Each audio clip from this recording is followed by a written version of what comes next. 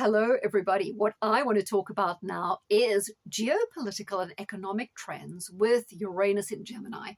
Now, Uranus has just gone into Gemini. This is going to create quite a fast pace of events. And the themes I'm going to be talking about are fragmentation, accelerationism, AI in the job market, and mass movement of people, because these are all big themes we'll be seeing with Uranus in Gemini. But let's cast our mind back.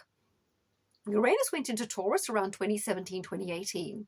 The vibe was very different. It was Trump's first term. We just had Brexit. There was kind of groundswell of nationalism, populism building. There was kind of an awareness that we might just be on the brink of turning certain things in a different direction, right? Now, Taurus is rather conservative. Uranus does have a very kind of right-wing style to it. And not only Trump, Brexit, we saw the rise of Marine Le Pen, the Vox Party, the AfD in Germany, and people were thinking there was kind of a pushback against neoliberalism, right? Then we went into the whole COVID era, and a whole range of new people woke up to globalism, the World Economic Forum, to the fact that none of our governments, particularly in the Western world, are looking after our interests, but they're all working towards a bigger agenda. And there was a great feeling that we were making a difference, we were pushing back, blah, blah, blah. Now, that was all to do with Uranus and Taurus. It created a rebellious energy, and it fueled a lot of what people call populism, but it was pushback, massive pushback against the establishment, against what people saw was crony capitalism, massive corruption, both the military-industrial complex, the pharmaceutical industrial complex, and all the corruption, even fascism going along around that, right? And communism, and also big pushbacks against the EU, with the anti-EU parties growing and growing in strength. But what's happening now with Uranus going into Gemini is a fragmentation. Now, the first instance we see it is the end of the bromance between Trump and Musk. Musk now wants to start another party, which, is going to go nowhere. It's splitting the vote. It's not really going to help things, but there's the talk of that. Then we have now the breakup of MAGA with the Epstein files. A lot of people in MAGA saying this is not what we voted for. Are we getting what we voted for at all? What's going on here? Then let's look at the UK. Although reform is becoming stronger, you've got Nigel Farage has fallen out with Rupert Lowe. He's forming his own party. It's the same trend with Musk and Trump, isn't it? Then, although Farage hasn't even made it to power yet, and already there are fallouts. Then we have Ben Abib. He's fallen out with Nigel Farage. He's starting his own party. Then we have Nick Tinconi and UKIP. So on the right, fragmentation. But on the left, we have fragmentation as well. Now, in the Labour Party, there's a split. First of all, a lot of traditional Labour people are standing up to Starmer. They have had enough with all these welfare cuts, reforms, and they're pushing back.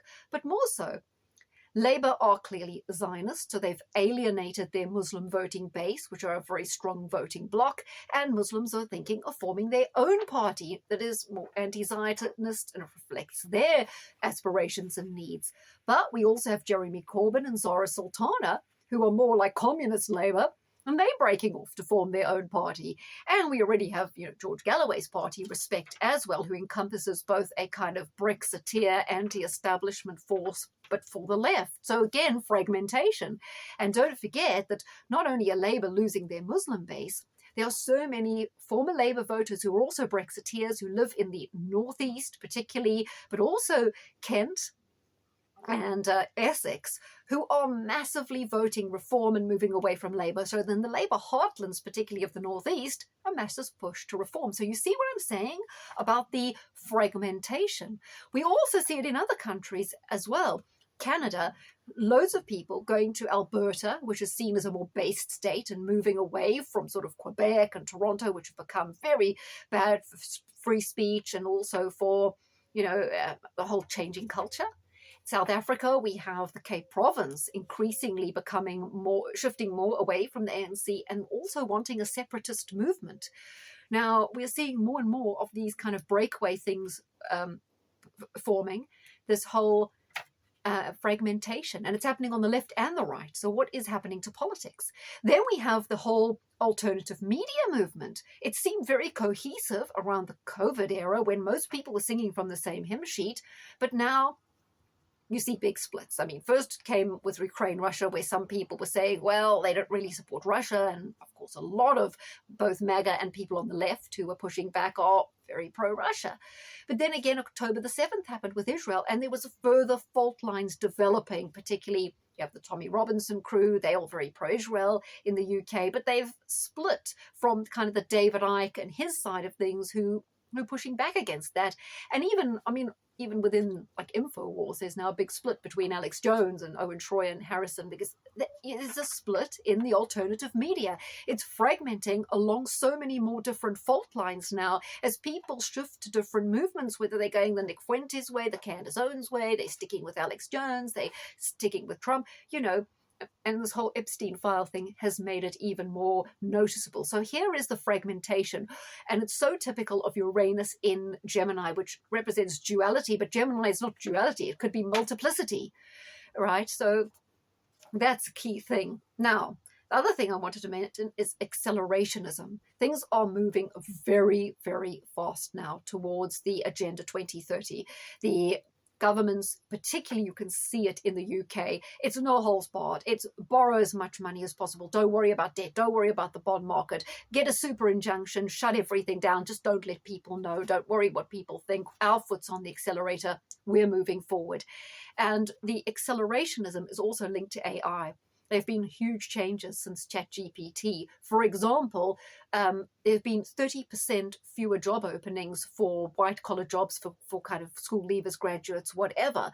So already the whole job market has changed because of AI. So with obviously Uranus is technology, innovation, new discoveries, and particularly media, and ChatGPT linked to Gemini again, which is media, society, the world of work. World of work is changing radically, very, very, very quickly, and it's going to be much harder for people to get jobs, particularly people in the middle, because at the bottom, mass immigration is lowering wages because there's a glut available, a glut in terms of particularly low-skilled work, so it's very hard for people to claim those jobs. But mass immigration, also with the H-1B1 visa in America and the UK, 4 million extra people over the last 4 years. Those are all competing for jobs, pushing up house prices. The inflation is rising all the time. This is a form of accelerationism. And also infrastructure is not being built to cope. We see with the councils going bankrupt, water companies being bankrupt. So we have populations increasing very, very quickly.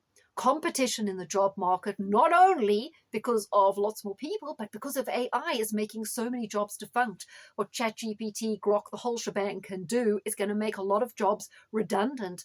And look at all the shutdowns over the BBC and ITV as well. They don't need those people either because people can do so much more just with a phone. So accelerationism is strongly linked to mass movement of people, changes in the job market because of AI. It's going to increase anxiety and usher us perhaps more towards universal credit because simply so many people will not now be able to get a job and they'll themselves be redundant. And also the huge increase in pressure on services is going to lead to possibly a cloud pivot event where infrastructure can't keep up. It breaks down. It eventually leads to chaos, the chaos that they want in order to usher in a new reality and to introduce more controls, right?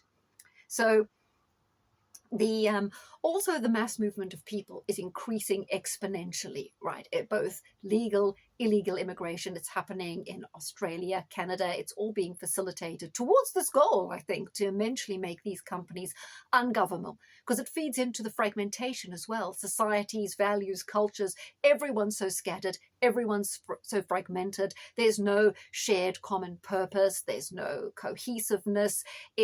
And when the breakdown happens in terms of the economy sliding, inflation going up, cost of living becoming unmanageable, and people not going to get jobs, it's going to just be more chaotic because of the fragmentation and lack of leadership, because now we have so many different parties scattered across the left-right spectrum that no one's really feeling representative. So Uranus in Gemini, chaos, accelerating fast now to a breakdown, a total breakdown in the current perception we have of our countries and economies.